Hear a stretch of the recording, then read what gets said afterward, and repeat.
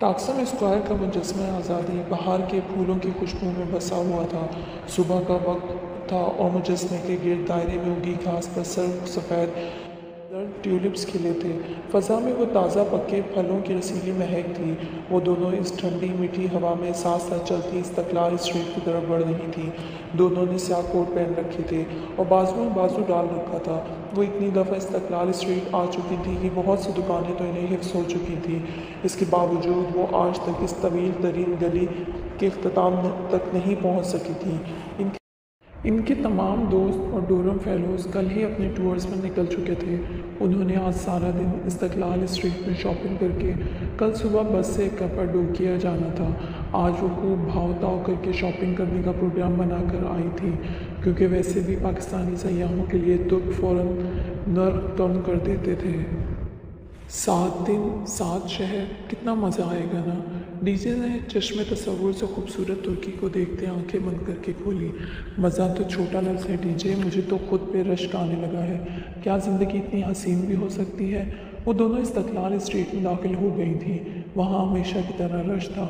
دونوں اطراف میں بڑے ریسٹورنٹس اور دکانوں کی رونق عروج پر تھی۔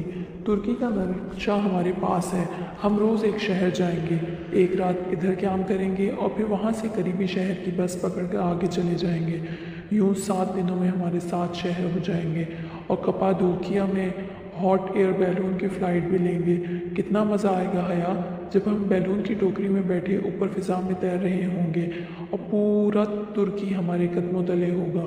وہ دونوں بہت جوش اور جذبے سے منصوبے بناتے ہوئے آگے بڑھ رہی تھیں۔ ایک طرف برگر کنگ کا بورڈ جگمگا رہا تھا۔ ڈی جے نے گردن موڑ کر اسے دیکھا۔ سنو حیا، جہان کو بھی ساتھ چلنے کا کہیں، اس کا تو نام بھی مت لو۔ وہ سیٹ میں دیکھتے ہوئے آگے چلتی گئی۔ ابھی وہ اس کے ریسٹورنٹ کی شکل بھی نہیں دیکھنا چاہتی تھی۔ یار معاف کر دو نا، وہ کسی اور بات پہ اپسٹ ہوگا، مگر میں اسی بات پہ اپسٹ ہوں۔ کوئی ضرورت نہیں اس سے ملنے کی۔ وہ اسے بازو سے ذرا کھینچ کر آگے لے گئی۔ میرا مائیگرین سارا ٹرپ خراب کرائے گا۔ ٹیبلٹ لی تھی مگر کوئی فرق ہی نہیں پڑا۔ ڈی جے کو پھر سے سر میں درد ہونے لگا۔ اور میرا ٹرپ میرا غیر رجسٹرڈ فون خراب کرائے گا۔ اس نے کوٹ کی جیب سے حالی کا بھدا ترک فون نکال کر مایوسی سے اسے دیکھا۔ اس کی بیٹری جلد ختم ہو جاتی ہے، وہاں دوسرے شہروں میں پتہ نہیں کیا حالات ہوں۔ میں اپنے پاکستانی فون کو رجسٹر کروا ہی لیتی ہوں۔ ٹھیک ہے، مگر پہلے جوتے دیکھ لیں۔ وہ دونوں ایک شو اسٹور کا دروازہ دھکیلتے ہوئے اندر داخل ہوئی۔ دروازہ ذرا بھاری تھا، مشکل سے کھلا۔ حیا اچنبھے سے دروازے کو دیکھتے ہوئے آگے بڑھ گئی۔ عجیب بات تھی کہ جس اگلی دکان پر وہ گئی، اس کا دروازہ بھی زور لگا کر دھکیلنے پہ پیچھے ہوا۔ آج استقلال جتیسی کے دروازوں کو کیا ہوا ہے؟ ڈی جے بھی محسوس کر کے ذرا حیرت سے بولی۔ ایویا کی دکان استقلال اسٹریٹ میں ذرا آگے جا کر ملی۔ وہ دونوں کھٹی چوکھٹ تک آئیں اور لاشعوری طور پر ایک دم بہت زور سے دروازے کو دھکا دیا۔ وہ گلاس ڈور بے حد باریک اور نازک شیشے کا بنا تھا۔ وہ گویا اڑتا ہوا جا کر مخالف سمت میں کھڑی اسٹینڈ سے ٹکرایا اور زوردار چھناکے کی آواز آئی۔ لوہے کی اسٹینڈ کا کوئی ہک نکلا ہوا تھا، اس کی ضرب زور سے لگی اور دروازے کے اوپری حصے کے شیشے کے ٹکڑے چھن چھن کرتے فرش پر آ گرے۔ وہ دونوں ایک دم ساکت سی آدھے ٹوٹے دروازے کو دیکھ رہی تھی۔ کاؤنٹر کے نچلے دراز سے کچھ نکالتے سیلز مین نے چونک کر سر اونچا کیا۔ ٹوٹے دروازے کو دیکھ کر اس کا منہ پورا کھل گیا، ہکا بکا سا اٹھ کھڑا ہوا۔ کاپے کر دی، اس نے انگلی سے دروازے کی طرف اشارہ کیا۔ ڈی جے کا سکتہ پہلے ٹوٹا۔ وہ حیا کے قریب کھسکی اور ہولے سے سرگوشی کی۔ حیا، اس نے ہمیں دروازہ توڑتے نہیں دیکھا، بس ٹھیک ہے، ہم اوپر جاتے ہیں۔ وہ گلا کھنکارتے خود کو نارمل کرتے ہوئے آگے بڑھی اور اپنا پاکستانی فون اس کی طرف بڑھایا۔ فون رجسٹر کروانا ہے۔ کانپے کر دی مادم وہ فون کو دیکھے بنا ابھی تک دروازے کی جانب اشارہ کرتے ہوئے پوچھ رہا تھا۔ مجھے فون رجسٹر کروانا ہے۔ کانپے کر دی۔ ڈی جے یہ کیا بک رہا ہے؟ وہ کوف سے ڈی جے کی طرف پلٹی۔ اسے غالباً انگلش نہیں آتی اور یہ دروازے کے بارے میں پوچھ رہا ہے۔ دیکھو بھائی، وہ آگے آئی اور کاؤنٹر پر کوہنی رکھے بڑے اعتماد سے بولی، ہم نے کوئی دروازہ نہیں توڑا اور ہم نے تو تمہارا دروازہ دیکھا ہی نہیں تھا۔ بالکل، ہم نے تو کبھی زندگی میں دروازے نہیں دیکھے۔ ہمارے ہاں گھروں میں دروازے ہوتے ہی نہیں ہیں، لوگ کھڑکیوں سے اندر پھلانگتے ہیں۔ مگر ان کی کوئی بات اس کی سمجھ میں نہیں آ رہی تھی۔ وہ اب صدمے اور دکھ سے سینے پہ ہاتھ مارتے دروازے کو دیکھتے ہوئے اللہ اللہ کہنے لگا۔ ترک شدید غم میں یہی کرتے تھے۔ اچھا، میرا فون رجسٹر کر دو۔ لڑکا چند لمحے غمگین انہوں کینہ پرور نگاہوں سے اسے دیکھتا رہا، پھر ہاتھ آگے بڑھایا۔ بصورت پاسپورٹ۔ ان دونوں نے ایک دوسرے کو ذرا تشویش سے دیکھا۔ یہ پاسپورٹ صرف فون کے لیے مانگ رہا ہے؟ نہیں، یہ ہمیں اندر کروائے گا۔ ڈی جے، اسے پاسپورٹ نہیں دینا، ورنہ اس نے اتنا لمبا جرمانہ کروانا ہے کہ ہمارا ٹرپ کینسل ہو جائے گا۔ پاسپورٹ نہیں ہے ہمارے پاس، ڈی جے نے ہاتھ ہلا کر زور سے کہا۔ وہ حیا سے چند قدم پیچھے تھی۔ بصورت، اس نے بازو بڑھائے، پھر سے پاسپورٹ مانگا۔ کہا نا نہیں ہے ہمارے پاس پاسپورٹ۔ حیا جھنجھلاتے ہوئے انداز میں کہہ رہی تھی، پاسپورٹ کے بغیر رجسٹر نہیں کر سکتے۔ دیکھو، ہم تمہیں کچھ پیسے اوپر دے دیں گے۔ ایمبولینس ایمبولینس، وہ اپنی دھن میں کہی جا رہی تھی جب لڑکا ایک دم گھبرا کر چلا اٹھا۔ اس نے ناسمجھی سے اسے دیکھا، پھر اس کی نگاہوں کے تعاقب میں گردن موڑی۔ حیا حیا، پیچھے کھڑی ختیجہ سر دونوں ہاتھوں میں تھامے اوندھی گرتی جا رہی تھی۔ اس کی آنکھیں بند ہو رہی تھیں اور وہ تکلیف کی شدت سے دبے دبے انداز میں چلا رہی تھی۔ لڑکا بھاگ کر کاؤنٹر کے پیچھے سے نکلا۔ ڈی جے ڈی جے، وہ ہذیانی انداز میں چیختے ہوئے اس کی طرف لپکی۔ اس کی اینک پھسل کر فرش پر جا گری۔ تیزی سے اس کی طرف بڑھتے لڑکے کا جوگر اس پر آیا۔ کڑچ کی آواز آئی اور ایک شیشہ دو حصوں میں بٹ گیا۔ ڈی جے، وہ اس پر جھکی دیوانہ وار اسے پکار رہی تھی۔ ڈی جے کی آنکھیں بند ہو رہی تھی، ساری دنیا اندھیرے میں ڈوب رہی تھی۔ ہسپتال کا وہ کوریڈور سرد اور ویران تھا۔ سنگ مرمر کا فرش کسی مردے کی طرح تھا، سفید، بے جان، ٹھنڈا۔ وہ بینچ پر بالکل سیدھی بیٹھی تھی، ساکت، جامد، سیدھ میں کسی غیر مرئی نقطے پر نگاہیں مرکوز کیے۔ اس کی آنکھوں سے آنسو مسلسل ٹوٹ ٹوٹ کر گر رہے تھے۔ جب سے ڈی جے آپریشن تھیٹر میں تھی، وہ یوں ہی ادھر بیٹھی تھی، آن ڈیوٹی۔ ڈاکٹر نے کچھ بتایا تھا کہ خدیجہ کے برین میں بیری اینیورزم ہے، ایک پھولی ہوئی اینیورزم جو پھٹ گئی تھی، سب آرگنائڈ ہیمریج۔ ڈاکٹر نے کہا تھا بیری اینیورزم پھٹنے والے مریضوں میں سے 80 سے 90% کی موت واقع ہو جاتی ہے۔ کم سے کم بھی 10% کی امید تھی، اور وہ اسی 10% امید کو تھامے وہاں بینچ پر بیٹھی تھی۔ اس کا ذہن بالکل مفلوج ہو چکا تھا، جیسے بھاری سل سے سر کو کچل دیا گیا ہو۔ پھر بھی اس نے کہیں سے ہمت مجتمع کر کے ڈی جے کے گھر والوں کو پاکستان فون کر دیا تھا۔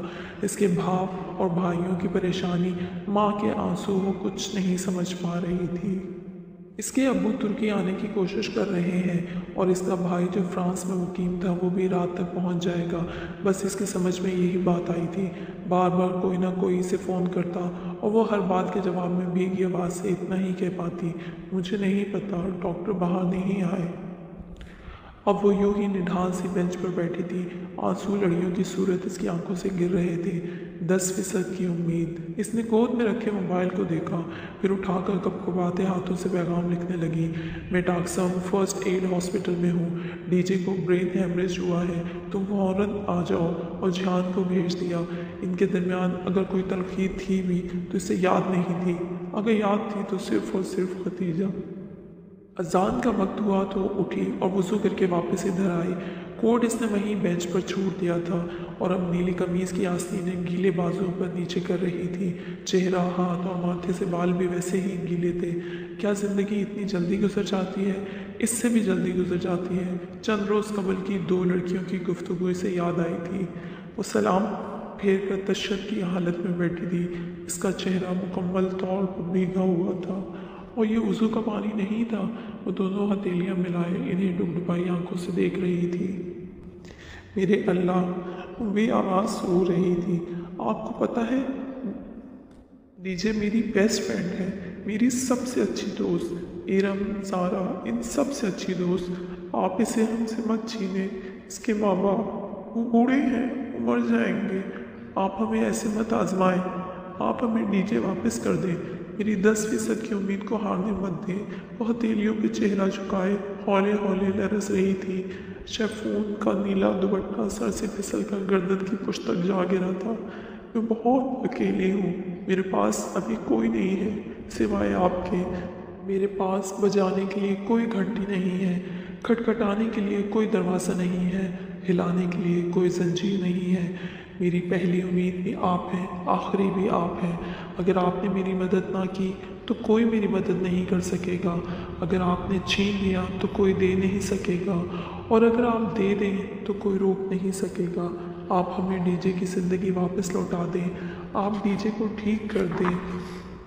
اس کے دل پر گرتا ہر آنسو اندر ہی اندر داغ لگا رہا تھا، جلتا سلگتا ہوا داغ۔ اس کا دل ہر پل زخمی ہوتا جا رہا تھا۔ اللہ تعالیٰ، میرے پاس کوئی نہیں ہے جس سے میں مانگ سکوں، اور آپ کے علاوہ کوئی نہیں ہے جو مجھے کچھ دے سکے۔ میری ایک دعا مان لیں، میں زندگی بھر کچھ نہیں مانگوں گی، کبھی کوئی خواہش نہیں کروں گی۔ آپ ہمیں ڈی جے کی زندگی واپس لوٹا دیں۔ میں ہر وہ کام کروں گی جو آپ کو راضی کرے اور راضی رکھے۔ میں آپ کو کبھی ناراض نہیں کروں گی۔ آپ ڈی جے کو ٹھیک کر دیں پلیز۔ وہ ہاتھوں میں چہرہ چھپا کر پھوٹ پھوٹ کر رو رہی تھی۔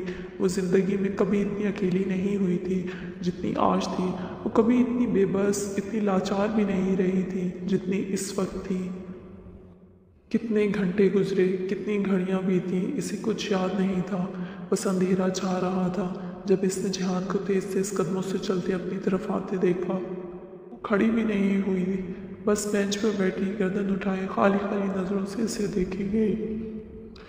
تم نے مجھے پہلے کیوں نہیں بتایا؟ اب کیسی ہے وہ؟ ہوا کیا تھا؟ وہ پوری سانسوں کے درمیان کہتے ہوئے اس کے ساتھ بیٹھا۔ وہ اتنا ہی پریشان تھا جتنی وہ بیری اینورزم پڑ گیا تھا، جس کے نتیجے میں سب آرگنائڈ ہیمریج۔ اسے خود جو سمجھ میں آیا تھا وہ بتانے لگی۔ بتا کر وہ پھر سے دونوں ہاتھوں سے یہ رونے لگی۔ وہ ٹھیک ہو جائے گی، تم ایسے مت رو۔ تم نے کچھ کھایا ہے؟ تم مجھے ٹھیک نہیں لگ رہی۔ میں کچھ لاتا ہوں۔ پھر وہ رکا نہیں، تیزی سے اٹھ کر چلا گیا۔ جب واپس آیا تو ہاتھ میں سینڈوچز کا پیکٹ اور جوس کی بوتل تھی۔ کچھ کھا لو، اس نے سینڈوچ نکال کر اس کی جانب بڑھایا۔ مجھ سے نہیں کھایا جائے گا۔ وہ نفی میں سر ہلانے لگی۔ اسی پل آپریشن تھیٹر کے دروازے کھلے۔ وہ تڑپ کر اٹھی۔ میں دیکھتا ہوں، اسے وہیں رکنے کا کہہ کر وہ آگے گیا اور باہر آنے والے سرجن سے ترک میں بات کرنے لگا۔ وہ بے قراری سے کھڑی ان دونوں کی باتیں سن رہی تھی۔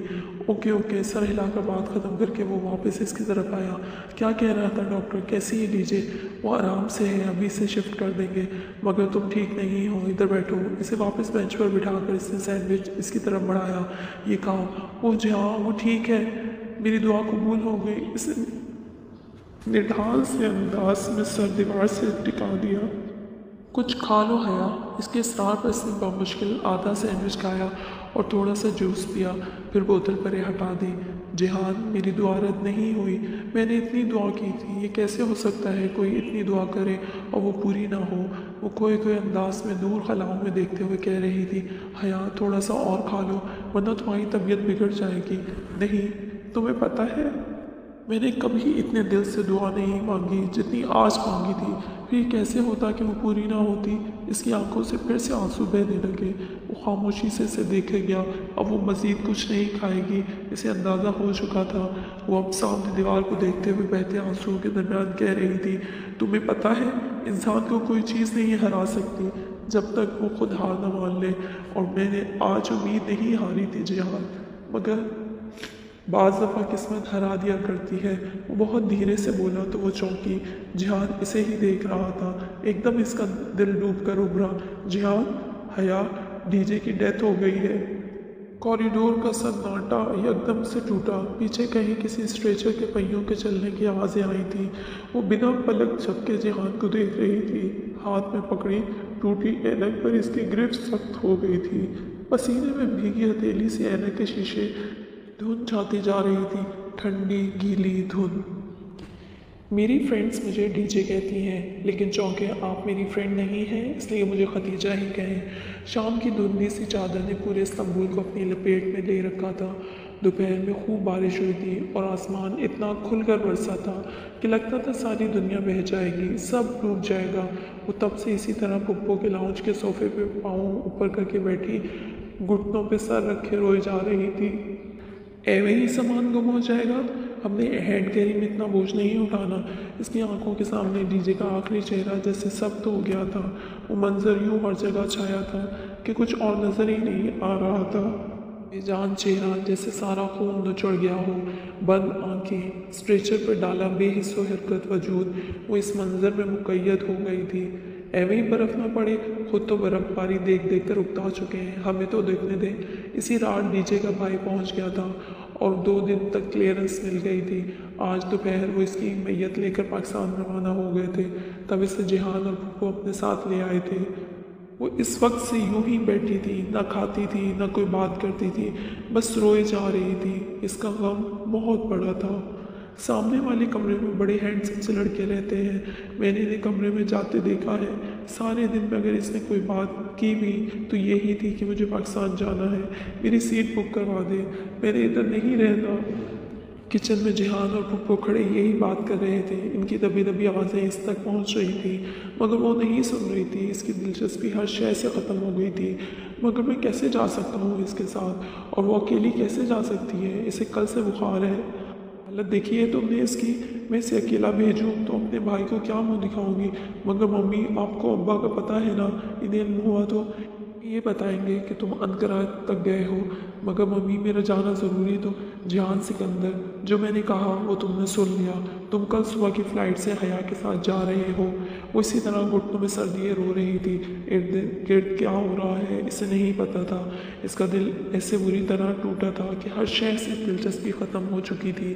پارک ٹاورز ایشیا کا سب سے بڑا شاپنگ مال، اس نے کون سے جا کر چیک کر لینا ہے؟ تھوڑا سا شو مارنے میں حرج ہی کیا ہے؟ جب پھپھو نے آ کر یہ بتایا کہ جہان اس کے ساتھ جائے گا، چاہے دن کتنے ہی لگ جائیں، تو بھی اس نے کوئی جواب نہیں دیا۔ اسے فی الحال جہان سکندر سے کوئی سروکار نہ تھا۔ ویسے تمہاری پھپھو کا کوئی ہینڈسم بیٹا ہے؟ تمہاری چمک دمک دیکھ کر یہ خیال آیا۔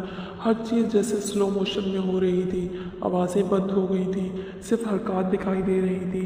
وہ اتاترک ایئرپورٹ پہ چھوٹے چھوٹے قدم اٹھاتی چل رہی تھی۔ اس کے ساتھ کوئی اور بھی چل رہا تھا مگر وہ اسے نہیں دیکھ رہی تھی۔ رہنے دو حیا، مجھے ابھی ورلڈ کپ کا غم نہیں بھولا۔ جہاز دھیرے دھیرے محب پرواز تھا۔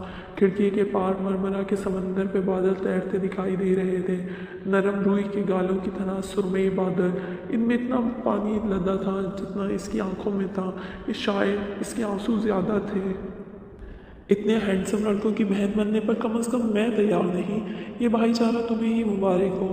اس نے خود کو ایئرپورٹ پہ ابا کے سینے سے لگتے بے تحاشا روتے ہوئے محسوس کیا۔ وہ اس کا سرتے ہوئے کچھ کہہ رہے تھے، کچھ ایسا کہ بس اب وہ ان کے پاس رہیں گی، اب وہ اس کو واپس نہیں بھیجیں گے۔ چیزیں وقتی ہوتی ہیں، ٹوٹ جاتی ہیں، بکھر جاتی ہیں، رویے دائمی ہوتے ہیں، صدیوں کے لیے اپنا اثر چھوڑ جاتے ہیں۔ انسان کو کوئی چیز نہیں ہرا سکتی جب تک وہ خود ہار نہ مان لے، اور تم نے آج ایک ٹوٹے ہوئے جنجر بیڈ ہاؤس سے ہار مان لی۔ وہ اماں کے ساتھ ڈی جے کے گھر میں تھی، وہاں ہر طرف کوہرام مچا تھا۔ اس کی امی اور بہنوں کا بلک بلک کر رونا، ماتم، بین، سسکیوں کی آوازیں، چیخیں جوان موت تھی، اور گویا پوری دنیا ادھر اکٹھی ہو گئی تھی۔ وہ کسی کو دلاسا نہ دے سکی، بس ایک کونے میں بیٹھی بے آواز روتی گئی۔ اچھا، پھر سوچ لو، وہ اب بھی شادی شدہ ہے۔ نماز جنازہ پچھلے روز ہی ادا کی جا چکی تھی، مگر غم ابھی پرانا نہیں ہوا تھا۔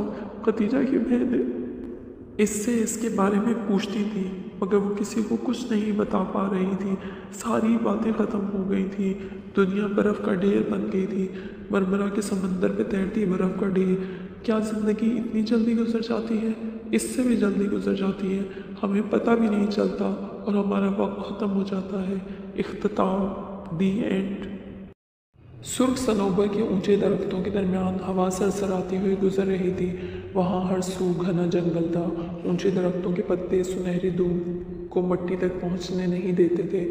دوپہر کے وقت بھی ادھر ٹھنڈی میٹھی سی چھایا تھی، بہاریں اسی چھایا میں ادھر ادھر بھاگتی ببول کے سفید پھول توڑ توڑ کر ٹوکری میں بھر رہی تھی۔ عائشہ گل ایک درخت تلے زمین پر بیٹھی سامنے پھیلے کپڑے پر رکھے بہت سے سرخ جنگلی پھولوں کو دھاگے میں پرو رہی تھی۔ قریب ہی ایک کٹا ہوا تنا گرا پڑا تھا۔ جب بہت سے پھول جمع ہو گئے تو وہ عائشہ کے پاس آئی۔ عائشہ، سفید پھولوں سے بھری ٹوکری اس کپڑے پہ ایک طرف اڈیلتے ہوئے اس نے پکارا۔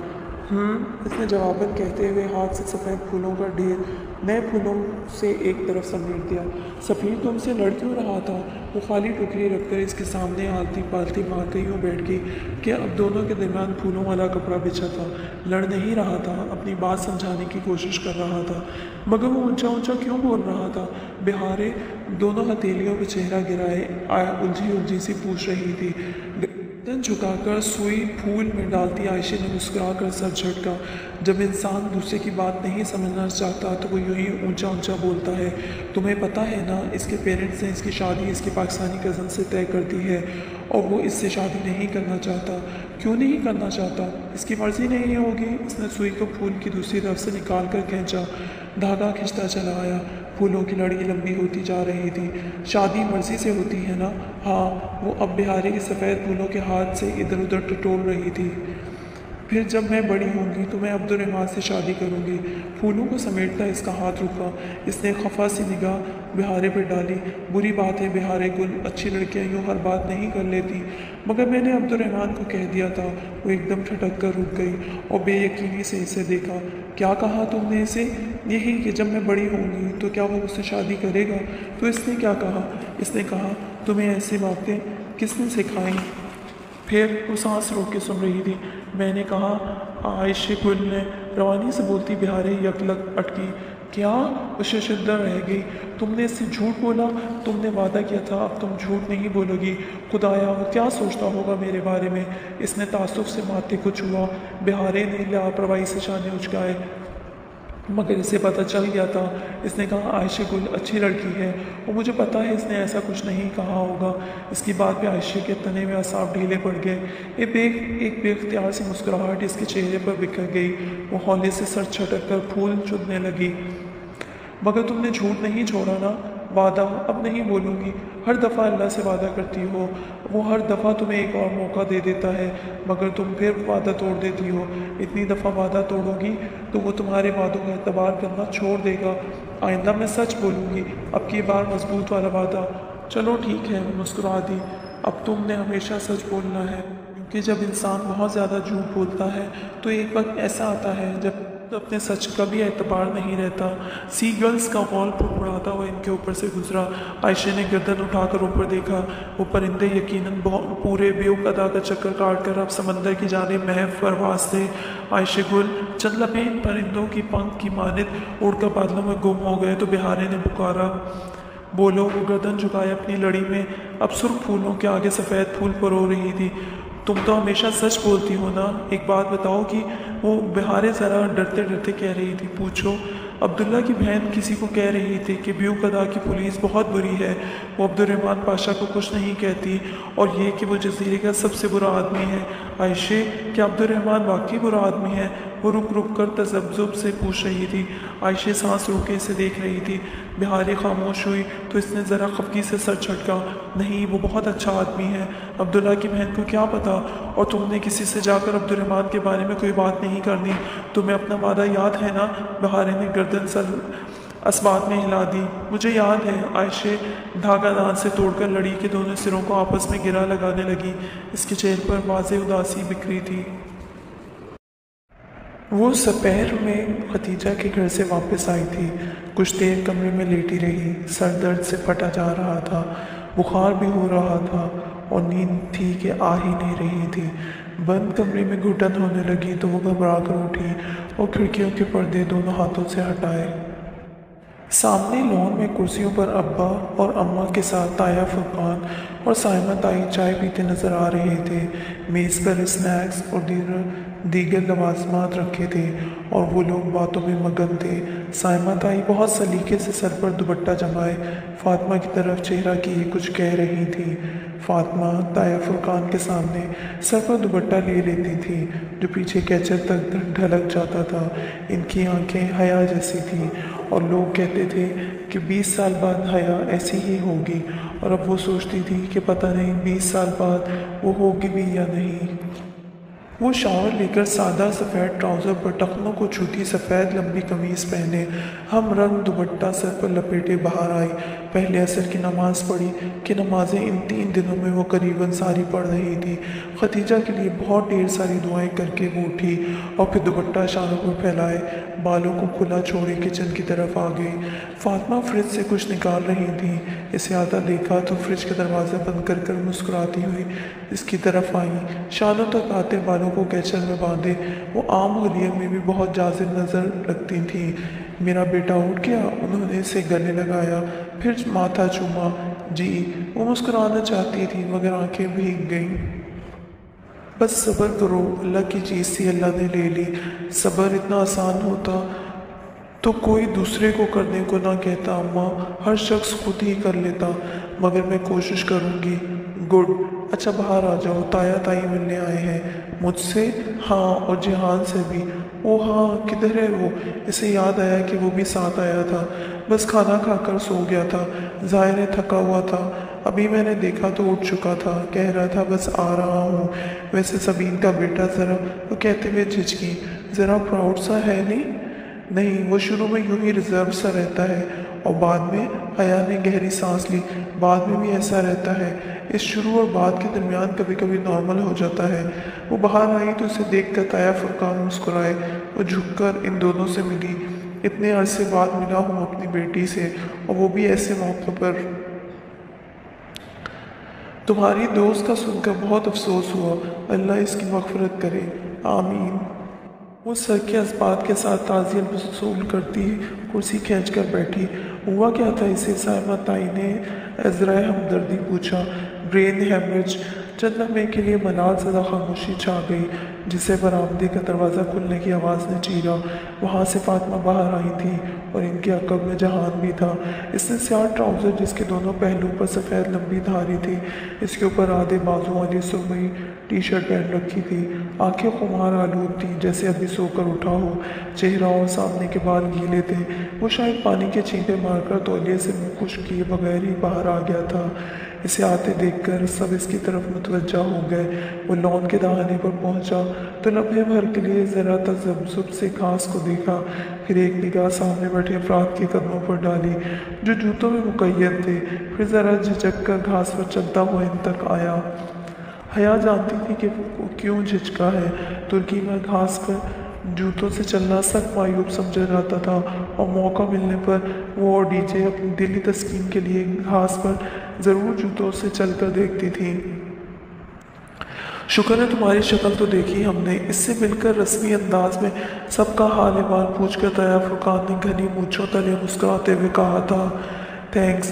وہ رسمن کبھی نہیں مسکرایا اور اسی سرد انداز میں کہتا حیا کے مطابق کرسی کھینچ کر بیٹھا۔ وہ یہاں آنے پر قطعاً راضی نہ تھا۔ وہ جانتی تھی سبین نے تو گویا قسم کھا رکھی ہے کہ وہ اپنے بیٹے کی شکل نہیں دیکھنے دے گی۔ اسے کیسے خیال آیا تمہیں بھیجنے کا؟ اس کے لیے دیے سے انداز کا اثر تھا کہ تایا فرقان کے مسکراتے لہجے کے پیچھے ذرا سی چبھن نظر آئی۔ ممی کو اپنی بھتیجی کو اکیلے بھیجنا آکورڈ لگ رہا تھا، سو مجھے آنا پڑا۔ بغیر کسی لگی لپٹی کے اس نے کہہ ڈالا۔ منگیتر منقوہہ کے الفاظ تو دور کی بات، اس نے تو میری کزن تک نہیں کہا تھا، گویا رشتوں کی حدود واضح کی۔ سلیمان صاحب کے ماتھے پر ذرا سی شکن ابھر آئی اور سائمہ تائی کے لبوں کو ایک معنی خیز مسکراہٹ نے چھو لیا۔ حیا بالکل لاتعلق سی لان کی کیاروں میں آگے لگے ہوئے پھولوں کو دیکھنے لگی۔ وہ اور ڈی جے ہمیشہ ٹاکسن پارک سے پھول چرانے کی کوشش کرتے تھے، مگر پارک کا کیئر ٹیکر ان پر بڑی سخت نگاہ رکھتا تھا۔ اور تمہاری ممی کب آئیں گی؟ سلیمان صاحب نے چائے کا گھونٹ بھرتے ہوئے پوچھا۔ ممی کی بھتیجی اور تمہاری ممی۔ اس کے گھر کے مرد آج بہت تول کر الفاظ ادا کر رہے تھے۔ کچھ نہیں کہہ سکتا، اس نے شانے اچکا دیے۔ جہان، جوس لوگے یا چائے یا پھر کافی؟ فاطمہ نے چائے کے خالی کپ ٹرے میں رکھتے ہوئے اس کو مخاطب کیا۔ وہ مردوں کی بنسبت اس کو داماد والا پروٹوکول دے رہی تھی۔ بس ایپل ٹی بہت ہے، اس نے روانی میں کہہ دیا، مگر فاطمہ کی آنکھوں میں ابھرتی ناسمجھی دیکھ کر لمحے بھر کو متذبذب ہوا، پھر فوراً تصحیح کی، بس چائے۔ فاطمہ نے مسکرا کر سر ہلایا اور ٹرے اٹھائے اندر کی طرف بڑھ گئی۔ تو بیٹا آپ کی سٹڈیز کمپلیٹ ہو گئیں؟ سائمہ تائی اب بہت میٹھے لہجے میں پوچھ رہی تھی۔ وہ ہر کسی کے لیے اتنی میٹھی نہیں ہوتی تھی۔ کچھ تو تھا جو اسے چونکا گیا۔ جی اب تو کافی عرصہ ہو گیا۔ پھر کیا کر رہے ہو آپ؟ میرا استقلال اسٹریٹ پر ایک ریسٹورنٹ ہے، وہی دیکھتا ہوں۔ جواباً سائمہ تائی ذرا حیران ہوئی۔ البتہ تایا فرقان نے متانت سے سر ہلاتے اپنے تاثرات چھپا لیے۔ وہ جانتی تھی کہ وہ لوگ استقلال اسٹریٹ کی زمین کی اہمیت تو نہیں سمجھتے، اس لیے متاثر نہیں ہوئے، اور گو کہ وہ اپنی لاتعلقی توڑنا نہیں چاہتی تھی، پھر بھی دھیرے سے بولی تھی۔ استقلال اسٹریٹ پر ایک ریسٹورنٹ کا مطلب لاہور کی عالم روڈ پر 2 ریسٹورنٹس۔ وہ کہہ کر کیاریوں کو دیکھنے لگی۔ اوہ اچھا، گڈ۔ ان کے تاثرات فوراً ہی بدلے تھے۔ والد صاحب کی طبیعت کیسی ہے اب؟ جی ٹھیک ہے، وہ مختصر جواب دے رہا تھا، تبھی فاطمہ اس کی چائے کا مگ ٹرے میں لیے چلی آئی۔ کچھ لو نا بیٹا، تم نے کچھ نہیں لیا۔ جی میں لیتا ہوں۔ اس نے مگ اٹھا لیا، مگر دوسری کسی شے کو چھوا تک نہیں۔ تایا فرقان اور سائمہ تائی ادھر ادھر کی چھوٹی چھوٹی باتیں کرتے جلد ہی اٹھ کر چلے گئے۔ البتہ جاتے وقت وہ جہان کے لیے دیے جانے والے ڈنر پہ سب کو مدعو کر کے گئے تھے۔ تمہاری چھٹی کب تک ہے پھر؟ اس کے جانے کے بعد سلیمان صاحب جہان سے پوچھنے لگے۔ بس یہی 4 دن، پھر تم اپنی فلائٹ بک کروانا ہو تو کروا لینا، حیا کی مت کروانا، وہ واپس نہیں جائے گی۔ حیا نے چونک کر ابا کو دیکھا۔ اوکے، جہان نے ایک سرسری نظر اس پر ڈالتے ہوئے شانے جھکا دیے۔ مگر ابا، ہمارا کانٹریکٹ، وہ ایک دم بہت پریشان ہو گئی تھی۔ میں تمہارا میڈیکل سرٹیفکیٹ بنوا دوں گا، کانٹریکٹ کی فکر چھوڑ دو، اب میرا مزید حوصلہ نہیں ہے تمہیں باہر بھیجنے کا۔ اس بچی کا جنازہ بھگتایا ہے میں نے، اتنی دور اکیلی بچیاں بھیجنا کہاں کی عقل مندی ہے، کل کو کچھ ہوا تو۔ مگر ابا، اس کے برین میں اندر بہت پہلے سے حیا، جو میں نے کہا وہ تم نے سن لیا۔ ان کا انداز اتنا دو ٹوک اور سخت تھا کہ اس نے سر جھکا دیا۔ جی ابا۔ جہان لاتعلق سا بیٹھا چائے کے گھونٹ بھر رہا تھا۔ ان دونوں نے ایک دفعہ بھی نگاہیں نہیں ملائی تھی، پتہ نہیں کیوں۔ تایا فرقان کے پورچ کی بتیاں رات کی تاریکی میں جگمگا رہی تھیں۔ وہ اور جہان فاطمہ کے ہمراہ چلتے ہوئے برآمدے کے دروازے تک آئے تھے۔ سلیمان صاحب کا کوئی آفیشل ڈنر تھا، سو انہوں نے معذرت کر لی تھی۔ دروازے کے قریب جہان رکا اور جھک کر بوٹ کا تسمہ کھولنے لگا۔ فاطمہ نے رک کر اچنبھے سے اسے دیکھا۔ پاکستان میں جوتے پہن کر گھر میں داخل ہوتے ہیں۔ وہ اتنی کبیدہ خاطر اور بیزار تھیں کہ جہان سے مخاطب ہونے کو دل نہیں چاہ رہا تھا، پھر بھی کہہ اٹھی، اوہ سوری۔ وہ ذرا چونکا، پھر جلدی سے تسمے کی گرہ لگا کر سیدھا ہوا۔ یہ وہ پہلی باضابطہ گفتگو تھی جو پاکستان آ کر ان دونوں کے درمیان ہوئی تھی۔ ترکی میں جوتے گھر کے باہر اتارتے ہیں، اس لیے وہ رکا تھا۔ اس نے الجھی سی کھڑی فاطمہ کے قریب سرگوشی کر کے وجہ بتائی۔ فاطمہ نے سمجھ کر اوہ کہا اور آگے بڑھ گئی۔ ڈائننگ ہال میں بہت پرتکلف سا کھانا سجا تھا، سائمتائن نے خوب اہتمام کر رکھا تھا۔ جہان بہت مختصر گفتگو کر رہا تھا، کوئی کچھ پوچھتا تو جواب دیتا اور پھر خاموشی سے کھانے لگ جاتا۔ ارم، سونیا بھابھی اور داور بھائی کے اس طرف بیٹھی تھی۔ فروخ کی کال تھی، سو وہ ہسپتال میں تھا۔ ارم حیا سے ذرا رکھائی سے ملی تھی۔ اس کا کھچا کھچا اور خاموش سا انداز حیا کو ساری وجہ سمجھا گیا تھا۔ اس رات وہ یقیناً پکڑی گئی تھی، مگر حیا نے اسے نہیں بچایا تھا۔ سو تایا کے سامنے اس کا پول کھل گیا ہوگا، اس لیے وہ حیا کو اس سب کا ذمہ دار سمجھتی تھی، مگر اس نے اثر نہیں لیا۔ وہ ڈی جے کا صدمہ اتنا گہرا لیے ہوئے تھی کہ اسے اب ان باتوں سے فرق نہیں پڑتا تھا۔ داور بھائی اور تایا فرقان جہان سے ترکی کے متعلق چھوٹی چھوٹی باتیں یوں ہی برے صبر تذکرہ پوچھ رہے تھے اور وہ نپے تلے جواب دے رہا تھا۔ کبھی ترکی آئے تو تمہاری طرف ضرور آئیں گے، داور بھائی نے سونیا کی طرف ابرو سے اشارہ کرتے ہوئے کہا۔ سونیا مسکرائی۔ تائی نے فوراً داور بھائی کو دیکھا۔ میرا مطلب ہے ہم سب۔ داور بھائی نے جلدی سے تصحیح کی۔ سونیا نے سر جھکا دیا۔ شیور۔ جہان نے شانے اچکا دیے۔ جیسے آپ آئیں یا نہ آئیں مجھے کوئی فرق ہی نہیں پڑتا۔ آگے کا کیا ارادہ ہے تمہارا؟ کھانا درمیان میں تھا جب تایا فرقان نے بہت سرسری انداز میں کہتے ہوئے گویا پہلا پتا پھینکا۔ حیا نے ذرا چونک کر انہیں دیکھا اور پھر فاطمہ کو، جو حیا کی طرح ہی چونکی تھی۔ جو بات ان 2 ماہ میں وہ خود سے اور اتنے عرصے سے اس کے ماں باپ سبین پھپھو یا جہان سے نہیں پوچھ سکے تھے، وہ تایا فرقان نے بڑے آرام سے پوچھ لی تھی۔ کچھ سرمایہ جمع ہوا تو جواہر مال میں ایک ریسٹورنٹ کھول لوں گا، چمچے اور کانٹے سے چاول پلیٹ سے اٹھاتے ہوئے اس نے جواب دیا تھا۔ تم داور سے سال بھر ہی چھوٹے ہو نا؟ اس نے اس بات میں سر ہلا دیا۔ بھئی داور میاں تو اب مزید اسٹیبلش ہونے کے حق میں بالکل نہیں تھے، اور صاحبزادی کا خیال یہ تھا کہ اس عمر میں فیملی شروع کر دینی چاہیے، سو ہم نے ان کی شادی کر دی۔ تمہارا کیا خیال ہے؟ تایا فرقان چاولوں کی پلیٹ میں رائتہ ڈالتے ہوئے پوچھ رہے تھے۔ حیا کے حلق میں نوالا پھنسنے لگا۔ اس نے جھکا سر مزید جھکا دیا۔ جہان نے ذرا سے کندھے اچکائے۔ داور کے پاس اس کے والد کا اسٹیبلش بزنس تھا، سو وہ اس پوائنٹ پر شادی افورڈ کر سکتا تھا۔ اس نے سلاد کی پلیٹ سے کھیرے کا ایک ٹکڑا اپنی پلیٹ میں رکھتے ہوئے بے پرواہی سے جواب دیا۔ کام تو خیر تمہارا بھی اسٹیبلش ہو گیا ہے، میرے اوپر ابھی کافی قرض ہے، وہ ذرا ہلکا ہو جائے تو ہی کچھ سوچوں گا۔ حیا نے گردن مزید جھکا لی۔ کیا تھا اگر وہ اپنی لینڈ لیڈی کے قرضے کا ذکر نہ کرتا، کچھ بھرم تو رہنے دیتا۔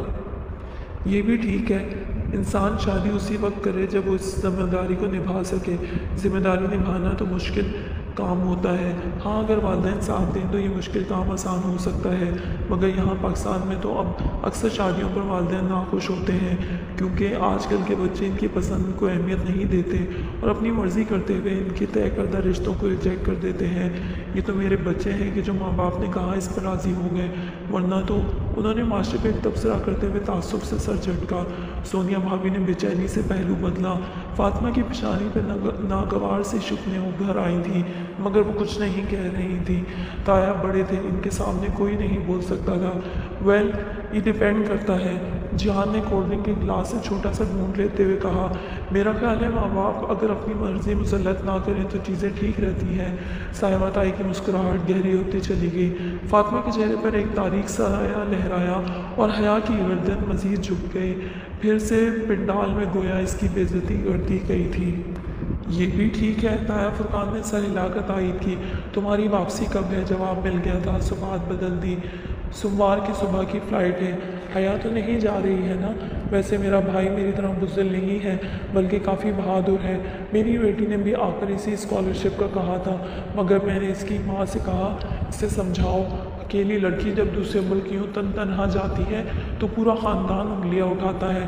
بھائی بچی جتنی احتیاط کرے، لوگ تو باتیں بناتے ہیں کہ وہ ایجوکیشن میں پتہ نہیں کیسے رہتی ہے، وہاں اکیلے باہر آنا جانا ہوگا، کس سے ملتی ہے کس سے نہیں، پھر کوئی اونچ نیچ ہو جائے تو ماں باپ تو ہو گئے بدنام۔ خیر ویسے ترکی تو اچھا مسلمان ملک ہے اور تمہاری فیملی ساتھ تھی تو ہمیں اپنی بیٹی کی طرف سے بے فکری رہتی تھی۔ انہوں نے کہتے ہوئے مسکرا کر حیا کو دیکھا جو خاموشی سے پلیٹ میں دھرے چاول کانٹے سے ادھر ادھر کر رہی تھی۔ وہ کھا نہیں رہی تھی، کسی نے محسوس نہیں کیا۔ حیا تم نے شادی کے کپڑے بنوا لیے؟ سائمہ تائی نے گفتگو کا رخ اس کی طرف موڑا۔ اس نے ذرا سی نفی میں گردن ہلائی۔ ابھی دیکھوں گی، اسے علم نہیں تھا کہ اماں نے کپڑے بنوائے ہیں یا نہیں۔ چلو تم تو ریڈی میڈ بھی لے سکتی ہو، آسانی ہو جائے گی، سارا مسئلہ میری ارم کا ہوتا ہے۔ دوپٹہ شیفون کا نہ ہو، پتلا دوپٹہ سر پر ہی نہیں ٹکتا، آستین باریک نہ ہو، اور پھر جو اچھا جوڑا لگتا ہے اس کی آستینیں ہی غائب ہوتی ہیں۔ تمہاری تو خیر ہے، تو سب کچھ ہی پہن لیتی ہو، ساری مصیبت تو میری آئی رہتی ہے، بار بار درزی کے چکر لگانے پڑتے ہیں۔ بات ختم کر کے انہوں نے ایک نظر جہان پر ڈالی، وہ ٹیشو سے ہاتھ صاف کر رہا تھا۔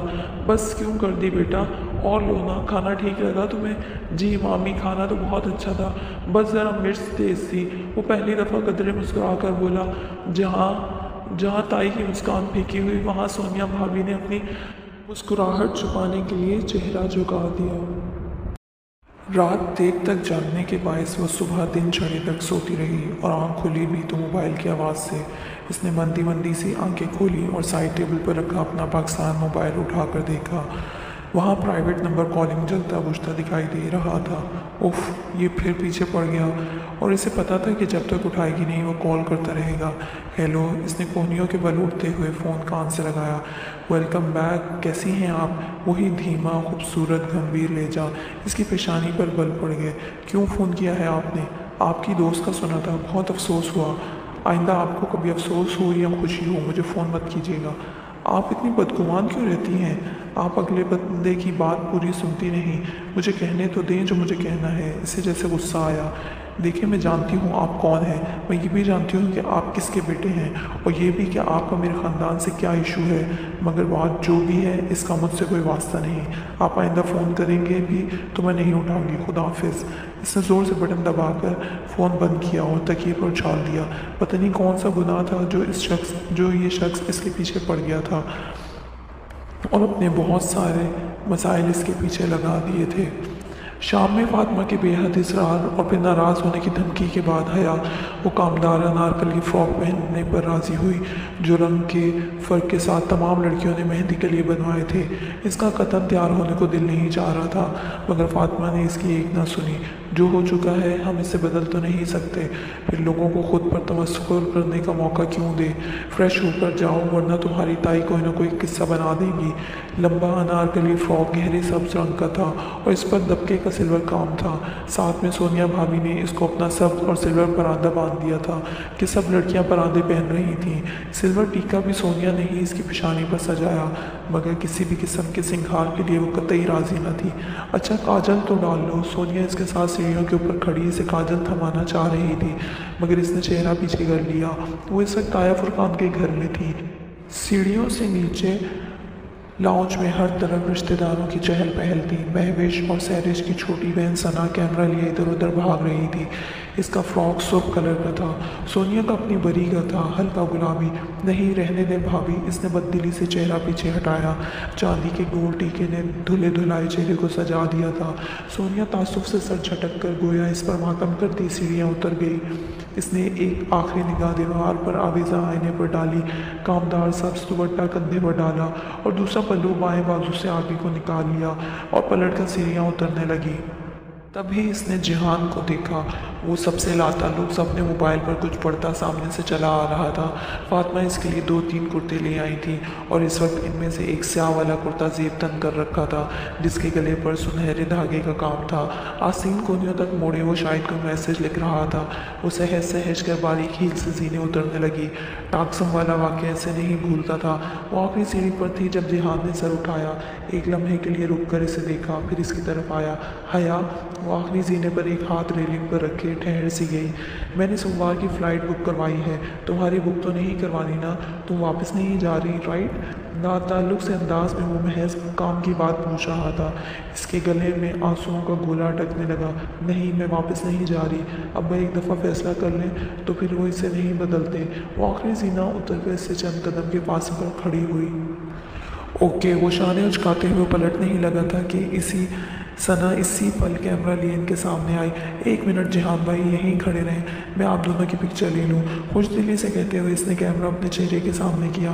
جہان نے ذرا چونک کر ساتھ کھڑی حیا کو دیکھا اور پھر قدرے ناگواری سے وہ کچھ چند قدم آگے کو آیا۔ ثنا جو فوکس کر رہی تھی، اس نے ذرا حیران ہو کر کیمرہ چہرے سے نیچے کیا۔ کسی کی پکچر بنانے سے پہلے اسے پوچھ لینا چاہیے۔ لب بھینچے ذرا درستی سے کہہ کر وہ آگے بڑھ گیا۔ ثنا کا رنگ مات پڑ گیا۔ اس کا کیمرے والا ہاتھ ڈھیلا ہو کر پہلو میں آ گرا۔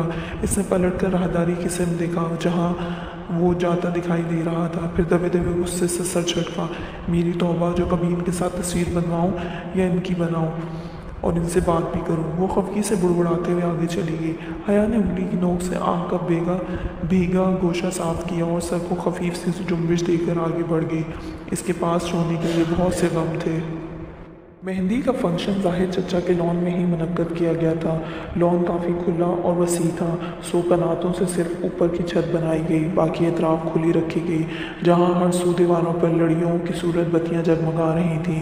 اسٹیج پر رکھے لکڑی کے جھولے کو گیندے کے پھولوں سے آراستہ کیا گیا تھا اور مہوش اس پر کسی ملکہ کی طرح چاند سے بیٹھی تھی۔ اس کا انارکلی فراک باقی لڑکیوں کے برعکس 2 رنگا تھا، سرخ اور زرد۔ انہی 2 رنگوں کا پرندہ آگے کندھے پر ڈالے دوپٹہ سر پر ٹکائے ہوئے مسکرا کر بہت پر اعتماد طریقے سے سب سے باتیں کر رہی تھی۔ اس اعتماد میں غرور کی جھلک بھی تھی۔ وہ خوبصورت نہیں تھی، مگر خوب سارا پیسہ اپنی تراش خراش پر لٹانے کے بعد اب بے حد پرکشش لگ رہی تھی۔ میں بیٹھا اس کا ماموں زاد عفان عام سی شکل کا کینیڈین نیشنل تھا، مگر سننے میں آیا تھا کہ تازہ بے حد امیر ہوا تھا۔ اب یہ کہانی حیا نے پوری سنی نہیں تھی۔ وہ بالکل کونے میں رکھی ایک میز کے گرد کرسی پر بیٹھی تھی۔ وہاں جگہ جگہ ایسے ہی میزوں کے گرد کرسیوں کے پھول بنے تھے۔ کوئی اور وقت ہوتا تو وہ بھی اپنا سبز فراک میں ادھر ادھر خوش پاش پھر رہی ہوتی، مگر آج وہ اندر سے اتنی بیزار اور اداس تھی کہ وہیں بیٹھی سب کو خالی خالی نگاہوں سے دیکھے گئی۔ ہر طرف لڑکے آ جا رہے تھے۔ ثنا اپنا کیمرہ اٹھائے ماتھے پہ جھولتا ٹیکا سنبھالتی ادھر ادھر اٹلاتی تصویریں کھینچتی پھر رہی تھی۔ اسٹیج پر سائمہ تائی مہوش کو مہندی لگانے کے بعد مٹھائی کھلا رہی تھی۔ ارم بھی وہیں تھی۔ اس کا انارکلی فراک ہلکا فیروزی تھا اور وہ کبھی دوپٹہ گردن میں ڈال لیتی تو کبھی سر پر کر لیتی کہ خواتین اور مردوں کا ایک ہی جگہ انتظام تھا اور تایا فرقان بھی آس پاس ہی تھے۔ ظاہر چچا روشن خیال تھے تو مہوش کے ماموں کا خاندان میں آزاد خیال تھا، سو مہندی کا فنکشن مشترکہ رکھا گیا تھا۔ البتہ ان کے خاندان کے لڑکے اور مرد ذرا الگ تھلگ چند میزوں پر براجمان تھے تاکہ برائے نام ہی صحیح مگر پارٹیشن ہو جائے۔ تایا فرقان اور سلیمان صاحب سب وہیں ہی تھے۔ وہ اسی طرح بیٹھی پراندہ آگے کو ڈالے غیر دلچسپی سے سب کچھ دیکھ رہی تھی۔ اس نے ایک سرسری نگاہ میں گرد و پیش کا جائزہ لے کر جہان کو ڈھونڈنا چاہا تھا اور وہ اسے نظر آ بھی گیا تھا۔ دور مردوں کی طرف تایا فرقان اور سلیمان صاحب کے ساتھ کرسی پر بیٹھا آستین عادتاً کونیوں تک موڑے خاصا لا تعلق سا بیٹھا تھا۔ یقیناً وہ جی بھر کر بیور ہو رہا تھا۔ وہ تلخی سے سر جھٹک کر واپس اسٹیج کو دیکھنے لگی جہاں اب فاطمہ مہوش کو مٹھائی کھلا رہی تھیں، ساتھ ہی ان کی جڑواں بہن سہرش بیٹھی مسکرا کر کیمرے کو دیکھتی تصویر بنوا رہی تھی۔ اس کا انارکلی فراک پستئی رنگ کا تھا۔ دونوں بہنوں کی شکل و صورت سمیت سب مختلف تھا، مگر بدلے یہ مغرورانہ انداز یکساں تھے۔ ثنا چونکہ چھوٹی تھی وہ یا فطرتاً مختلف تھی، سو اس نے یہ اثر قبول نہیں کیا تھا۔ اب ایسا بھی کیا ہوا تھا کہ وہ دونوں اتنی اکڑی پھر رہی تھیں؟ کس سے پوچھے؟ اس کے اندر فطری تجسس جنم لینے لگا تھا۔ حیا ادھر بیٹھی ہو؟ ارم اپنا فیروزی کامدار دوپٹہ سر پر ٹیک سے جماتے ہوئے اس کے ساتھ کرسی پر آ بیٹھی۔ کل کی نسبت اس کا رویہ قدر دوستانہ تھا۔ ہاں تم سناؤ، تھک گئی ہوں؟ وہ بھی جواباً نرمی سے بولی، ہاں بس تھوڑا بہت۔ اچھا، وہ لہجہ ذرا سرسری بنا کر وہ بولی، فون فارغ ہوگا تمہارا؟ مجھے ذرا فضا کو کال کرنی تھی، کچھ نوٹس کا کہنا تھا، میرا فون خراب ہے آج کل۔ حیا نے گہری سانس اندر کو کھینچ کر خارج کی تو ارم سے اس کا فون بھی لے لیا گیا تھا۔ ہاں فون فارغ ہے، جب چاہے لے لو، مگر کریڈٹ ختم ہے، جب سے آئی ہوں ڈلوایا ہی نہیں ہے۔ دوپہر سے ظفر کو ڈھونڈ رہی تھی، وہ ملے تو اس کو بھیج کر کارڈ منگواؤں۔ تایا فرقان کے کل وقتی کک کا نام لیا، گو کہ یہ سچ نہیں تھا اور کریڈٹ اس نے صبح ہی ڈلوا لیا تھا، مگر وہ ارم کو فون نہیں دینا چاہتی تھی۔ اچھا، ارم کے چہرے پر واضح مایوسی پھیلی تھی۔ اماں کا فون فارغ ہوگا، لے آؤں؟ اٹھنے لگی تو اس کی توقع کے عین مطابق ارم نے جلدی سے اس کا ہاتھ پکڑ کر روک دیا۔ رہنے دو، میں بعد میں ابا سے لے لوں گی، میرا فون ریپیئرنگ کے لیے نہ گیا ہوتا تو۔ خیر تم سناؤ، ترکی میں سب ٹھیک تھا؟ وہ بات کا رخ پلٹ گئی۔ بس وہاں کی تو اب دنیا ہی بدل گئی ہے، مگر اسے چھوڑو، یہ بتاؤ مہوش سہرش کے انداز اتنے بدلے کیوں لگ رہے ہیں؟ اسے پراندے کو ہاتھ سے پیچھے کمر پر ڈالتے ہوئے حیرت سے کا اظہار کر ہی دیا۔ آخر دونوں کزنز تھیں اور کبھی بہت اچھی دوستیں بھی ہوا کرتی تھیں۔ دماغ خراب ہو گیا ہے ان دونوں کا، ارم سرگوشی میں کہتے ہوئے ذرا قریب کھسک آئی۔ یہ جو عفان صاحب ہیں نا، جن کو میں اپنا ڈرائیور بھی نہ رکھوں، انہوں نے کینیڈا میں کسی ریالٹی ٹی وی شو میں حصہ لے کر $1.5 ملین جیتے ہیں اور ان سب کی جوں ہی بدل گئی ہے۔ سنا ہے دونوں ہنی مون پر یورپ کے ٹور پر جا رہے ہیں۔ ارم کے لہجے میں نہ حسد تھا نہ رش، بس وہ اکتائی ہوئی لگ رہی تھی۔ تبھی میں کہوں، اس نے استہزائیہ سر جھٹکا۔ ارم کچھ دیر مزید بیٹھی، پھر اٹھ کر چلی گئی۔ حیا کو اگر کسی نے اسٹیج کی طرف بلایا تو وہ نہیں گئی اور اصرار بھی کسی نے نہیں کیا۔ اس کے صدمے سے سب واقف تھے، مگر اس کی دوست کے غم میں کسی نے اپنا کام نہیں چھوڑا تھا اور وہ کسی سے ایسی توقع کر بھی نہیں رہی تھی۔ پھر بھی دل پر ایک بوجھ سا تھا۔ کتنی بے حس تھی یہ دنیا، کیسے لمحوں میں لوگ ختم ہو جاتے ہیں اور یہاں کسی کا کچھ نہیں بگڑتا، سب کام جاری و ساری تھے۔ اور ایک دم سے بجلی غائب ہو گئی، ساری بتیاں گل ہو گئیں، ہر طرف اندھیرا اور سناٹا چھا گیا، صرف کیمرہ مین کے کیمروں کی فلیش لائٹس کی روشنی رہ گئی۔ پھر مایوسی، غصہ بھری مزمل سی آوازیں بلند ہوئیں، موبائل کی ٹارچز آن ہوئیں، کسی نے بھاگ کر برآمدے کی UPS کی ٹیوب لائٹ جلائی تو مدھم سفید روشنی برآمدے میں پھیل گئی۔ رضا، فروخ، داور وغیرہ کو ان کی ماؤں نے آوازیں دیں۔ جنریٹر آٹومیٹک تھا، پھر کیوں نہیں چلا؟ کوئی تو جنریٹر چلائے۔ ہر طرف اکتاہٹ بھری آوازیں سنائی دینے لگیں۔ لڑکے بھاگ کر برآمدے میں آئے اور فروخ نے جلدی سے آگے بڑھ کر جنریٹر چلانے کی کوشش کی، مگر اس کا انجن مردہ پڑا رہا۔ اچھے بھلے فنکشن میں بدمزگی سی ہو گئی، ہر طرف بے چینی اور اضطراب بڑھتا جا رہا تھا۔ ہر میز پر ایک ٹمٹماتی موبائل کی ٹارچ جگمگا رہی تھی۔ پتہ نہیں ابا نہیں چل رہا، اور داور بھائی نے بھی 2-4 دفعہ کوشش کی، مگر بے سود۔ وہ ہاتھ جوڑ کر مایوسی سے کہتے ہوئے کھڑے ہوئے۔ ابا اور تایا فرقان بھی برآمدے کے ستونوں کے پاس آن کھڑے ہوئے تھے۔ حیا کی میز چونکہ برآمدے سے بہت قریب تھی، سو وہ گردن موڑ کر بیٹھی سب کچھ دیکھ رہی تھی۔ جاؤ مکینک کو بلا کر لاؤ یا دوسرے جنریٹر کا بندوبست کرو، جلدی۔ تایا فرقان برہمی سے ڈانٹتے اپنے بیٹوں کو دوڑا رہے تھے، کوئی ادھر بھاگا تو کوئی ادھر، ہر طرف ایک شرمندگی اور بیزاری پھیل گئی تھی۔ वो एक कोनी मेज़ पर टिकाए थोड़ी हथेली पर रखे गर्दन तिरछी करके बरामदे को देखे गई, जहाँ मध्यम सी रोशनी में रखा जनरेटर दिखाई दे रहा था। करीबी ताया फुरकान और सुलेमान साहब खड़े कदरे मुतासिब से आपस में कुछ कह रहे थे। दफतन वो ज़रा चौंकी। इसने जिहान को बरामदे के जीने चढ़ते हुए देखा। ताया फुरकान और अब्बा ने इसे नहीं देखा था। वो आपस में मसरूफ़ थे। वो खामोशी से आस्तीने मज़ीद पीछे मोड़ते हुए आगे बढ़ा और जनरेटर के सामने एक पंजे और एक घुटने के बल बैठा। निचला लब दांतों से दबाए वो अब गर्दन झुकाए जायज़ा लेने लगा था। फिर सर उठाया और मतलाशी निगाहों से इधर उधर देखा। करीब से अफरा तफरी के आलम में सना अंदर जाती दिखाई दी। इसने सना को आवाज़ दी। वो ठटक कर रुकी। इसने कुछ कहा तो सना ने ज़रा अचंभे से इस बात में सर हिलाया और अंदर चली गई। चंद लम्हों बाद इसकी वापसी हुई तो छुरी, पेचकस और ऐसी चंद चीज़ें इसके हाथ में थी। जिहान के साथ वो सब कुछ रख कर वो खुद भी वहीं खड़ी हो गई। वो जनरेटर का कवर उतार रहा था। तभी ताया फुरकान की निगाह इस पर पड़ी तो वो चौंके। वो बगैर अपने कुर्ते की परवाह किए ज़मीन पर बैठा जनरेटर में हाथ डालकर कुछ देख रहा था। ताया फुरकान की निगाहों के ताक़ुब में सुलेमान साहब ने मेज़ की तरफ देखा। वॉल में कुछ फंस गया है, अभी साफ़ हो जाएगा। इसकी आवाज़ मध्यम मध्यम सी हया तक पहुँची थी।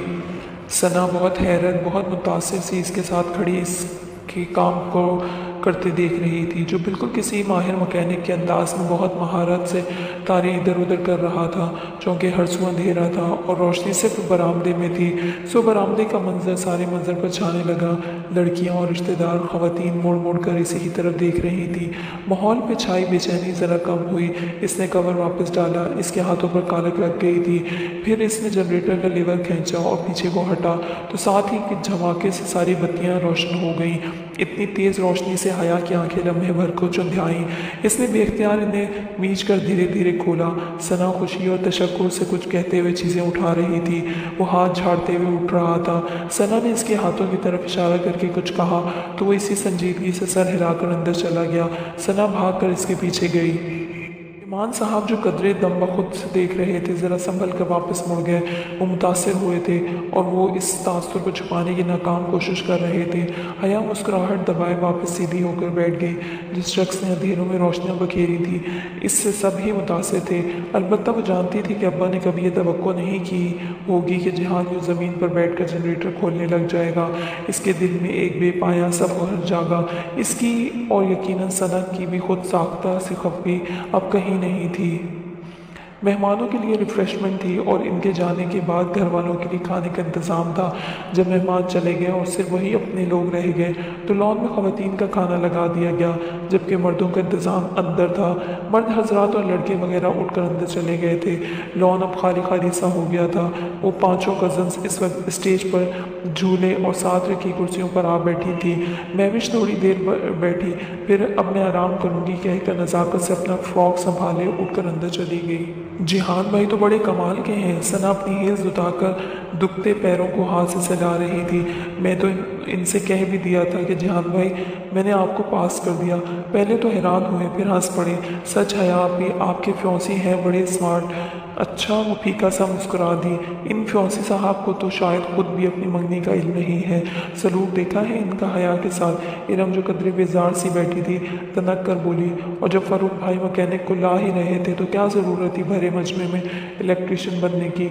लोग भी क्या सोचते होंगे, तुर्की से यही सीख कर आए हैं। सना के तो तलबों पे लगी, सर पर बुझी। इरम आपी बात सुने, समी भाई को इलेक्ट्रिशियन लाने में पौन घंटा तो लग ही जाना था, जबकि जिहान भाई ने 6-7 मिनट में सारा मसला हल कर दिया। और इमेज की क्या बात है, लोग तो इम्प्रेस ही हुए होंगे। हाँ बहुत इम्प्रेस हुए होंगे कि हमारा टर्किश कज़न बावर्ची होने के साथ साथ मैकेनिक भी है। इरम बड़े तमस्कुर से हंस कर उठ गई। सना ने उससे भरी निगाहों से गर्दन मोड़कर इसे जाते देखा।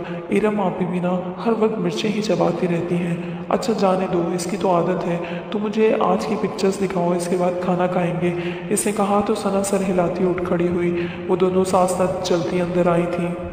लाउंज में सारे मर्द हजरात बैठे थे। जहान भी इधर ही था, एक सिंगल सोफे पर बैठा। वो गौर से दावर भाई की बातें सुन रहा था, जो वो अपने मखसूस अंदाज में बावाज़ बुलंद कुछ कह रहे थे।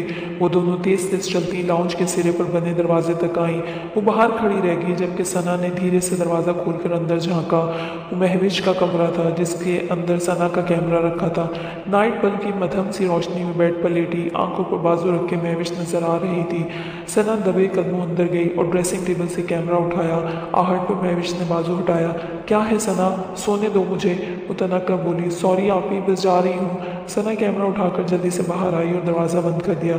एक तो महविश आप ही भी ना, वो ज़रा खफकी से कहती हुई इसके साथ किचन की जानिब बढ़ गई। एक दफ़ा फिर लाउंज से गुजर कर वो दोनों किचन में आई थी और हया जानती थी कि वो बिना मेकअप के भी इतनी खूबसूरत लग रही थी कि इसके बहुत से कज़न्स ने निगाहों का जाविया मोड़कर इसे देखा ज़रूर था।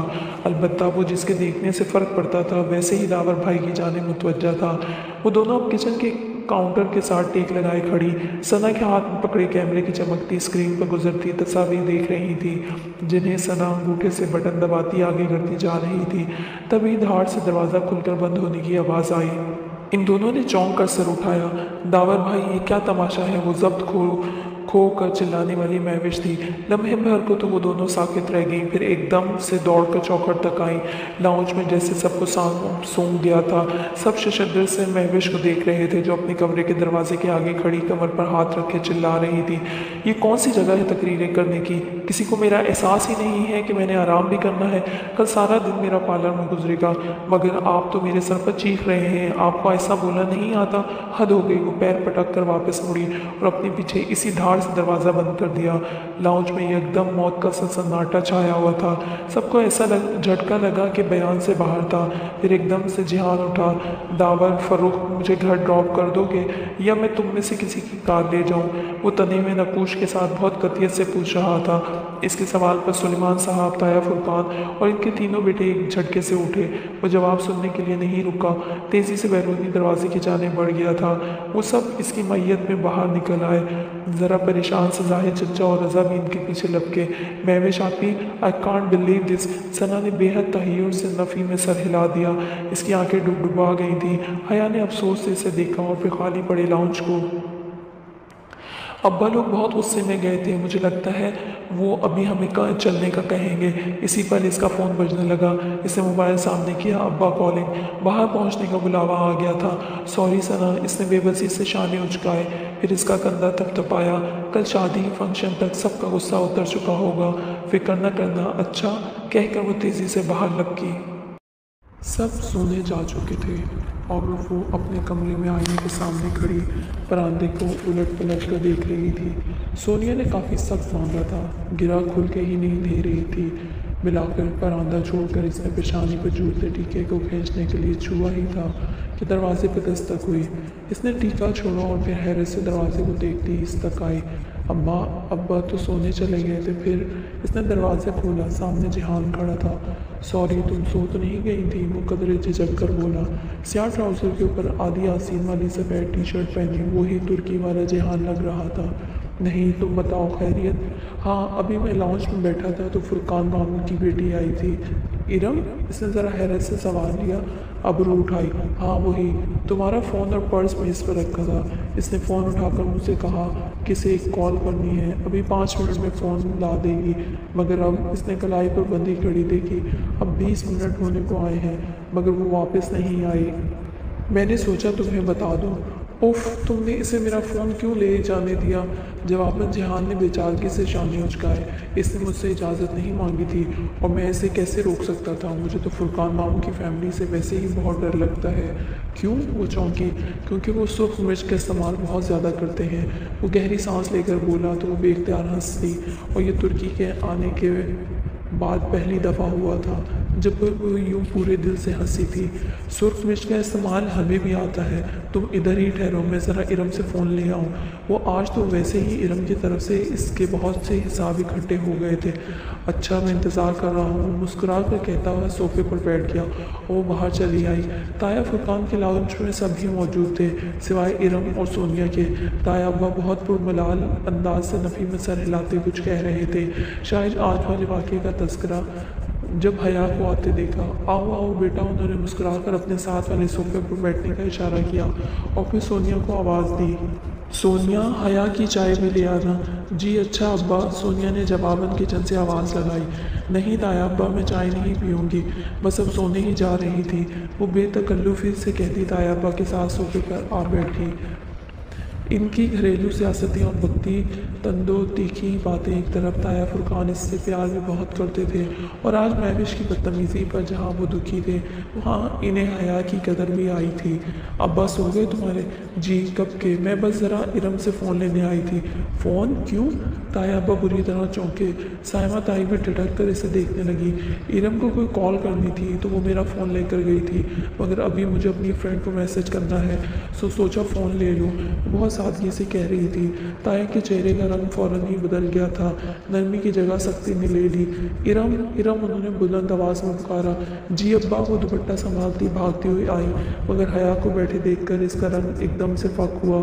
حیا کو فون اسے واپس دو، تایا نے اس سے کڑی نگاہوں سے گھورتے ہوئے بڑے ضبط سے کہا۔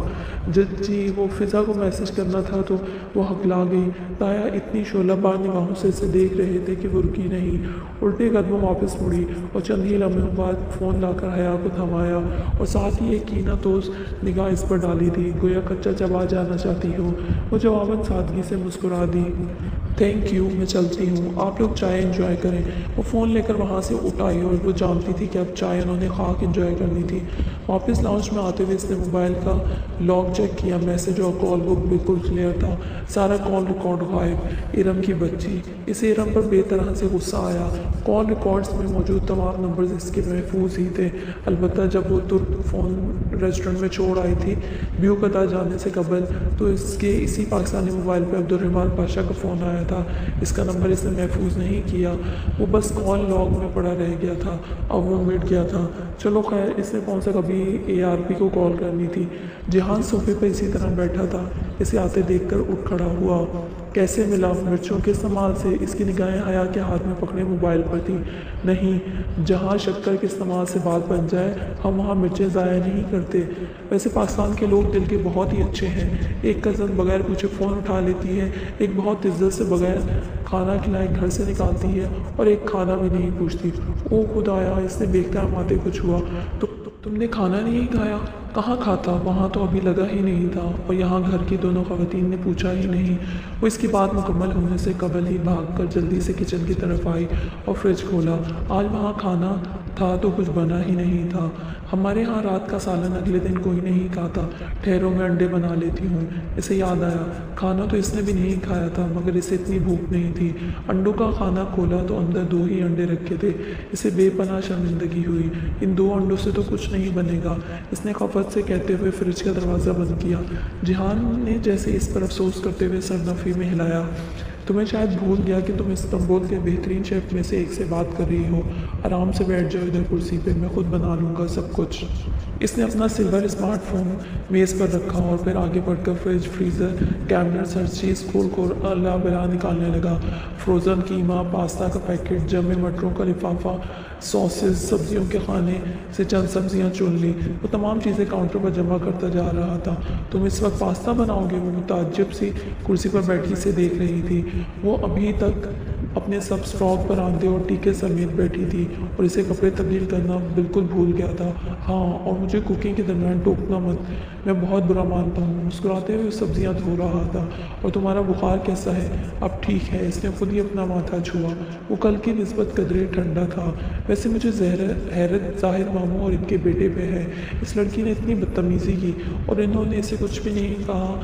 واقعتاً حیرت سے کہتا سبزیاں کٹنگ بورڈ پر رکھ کر کھٹاکھٹ کاٹ رہا تھا۔ اس کے ہاتھ مشینی انداز میں چل رہے تھے۔ اس کی 1 دن کے بعد رخصتی ہے، شاید وہ اس کا دل برا نہیں کرنا چاہتے ہوں۔ اس نے شانے اچکائے، مگر اس نے بہت مس بہیو کیا۔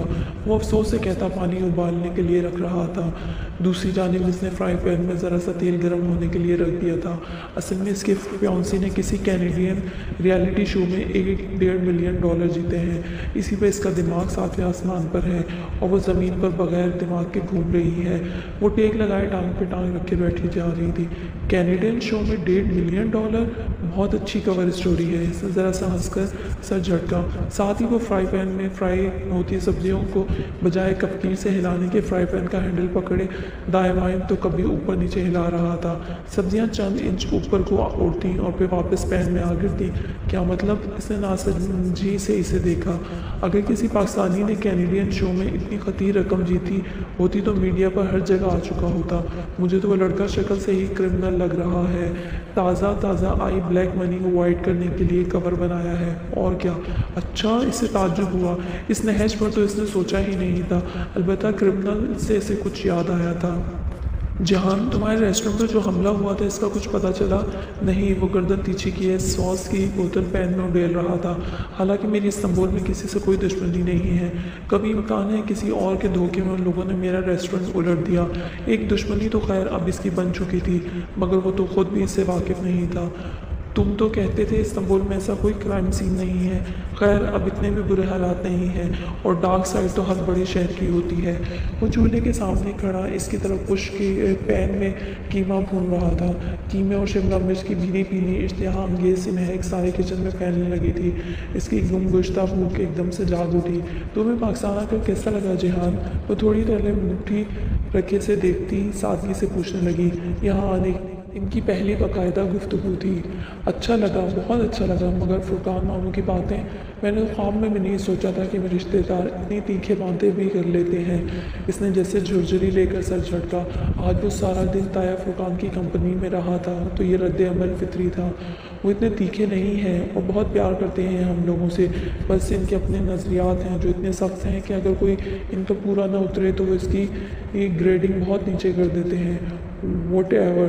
وہ اب ابلتی پاستا کے پتیلے میں قیمہ اور سوس اڈیل رہا تھا، پھر ان کو اچھی طرح مکس کر کے اس نے اسے دم پر رکھ دیا اور سنک کی ٹوٹی کھول کر ہاتھ دھونے لگا۔ وہ سمجھی اب وہ اس کے پاس آ کر بیٹھے گا، مگر وہ ہاتھ دھو کر اب سارا پھیلاوا سمیٹنے لگا تھا۔ چھوٹے برتن، سبزیوں کے چھلکے، خالی شاپر۔ وہ جلدی سے اٹھی۔ میں کر دیتی ہوں، پلیز تم بیٹھی رہو، جتنی پوہڑ تم ہو میں جانتا ہوں۔ اگر تم نے میری مدد کروائی تو 2 گھنٹے لگ جائیں گے، جبکہ میں اکیلا کروں گا تو 2 منٹ میں ہو جائے گا۔ ٹھیک ہے، خود ہی کرو، وہ قدرے خفگی سے کہتی دوبارہ بیٹھ گئی، اور واقعی نے 2-3 منٹ میں ہر چیز اپنی جگہ پر رکھ دی۔ چند ایک برتن جو پکانے کے درمیان میلے ہوئے تھے وہ دھل کر اسٹینڈ میں لگ گئے، ٹیپ چمکا دیے گئے۔ وہ بندہ کمال کا تھا۔ تم کب سے ریسٹورنٹ چلا رہے ہو؟ اب تو بہت عرصہ ہو گیا۔ اچھا، میں برتن لگاتا ہوں، تم سلیمان مام کو بلا لاؤ، انہوں نے بھی کھانا نہیں کھایا تھا۔ ارے ہاں، وہ ماتھے پہ ہاتھ مارتی اٹھی، پھر نگاہ اس کی سلور اسمارٹ فون پر پڑی جو میں اس پر رکھا تھا۔ تمہیں پتہ ہے ڈیجے کو تمہارا فون بہت پسند تھا، وہ ہمیشہ کہتی تھی کہ جہان سے کہنا جب اپنا یہ 1-2 لاکھ کا فون پھینکنا ہو تو سبانچی کے باہر ہی پھینکے۔ وہ اداسی سے مسکرا کر بولی تو ہنس دیا۔ ویسے یہ اس کے لگائے گئے تخمینے سے کہیں زیادہ مہنگا ہے۔ اچھا، اسے ذرا حیرت ہوئی۔ اتنا قیمتی فون کیوں خریدا تم نے؟ خریدا نہیں تھا، گفٹ ملا تھا، اسپیشل گفٹ۔ وہ مسکرا کر جیسے کچھ یاد کر کے بولا۔ کس نے دیا تھا؟ Some one special. اچھا جاؤ، ابھی ماموں کو بلا لاؤ۔ ٹال گیا تو وہ شانے اچکاتی وہاں سے چلی آئی۔ ابا کا دروازہ بجا کر وہیں سے بلا کر وہ واپس لاؤنج میں آئی تو وہاں میز پر پلیٹیں اور گلاس رکھ رہا تھا۔ وہ بڑے صوفے پر بیٹھی اور ریموٹ اٹھا کر ٹی وی چلا دیا۔ جس وقت ابا ذرا حیران سے باہر آئے، جہان پاستے کی ڈش اٹھائے کچن سے نکل رہا تھا اور وہ مزے سے اپنے کامدار جوڑے میں ٹانگ پہ ٹانگ رکھے بیٹھی چینل بدل رہی تھی۔ ابا ان کو دیکھ کر جلدی سے اٹھی اور جہان کے ہاتھ سے ٹرے لی۔ سوری ماموں، ہم نے آپ کو اٹھا دیا، آپ نے کھانا نہیں کھایا تھا سو ادھورا چھوڑ کر اس نے ان کی طرف پلیٹ بڑھائی۔ Thank you.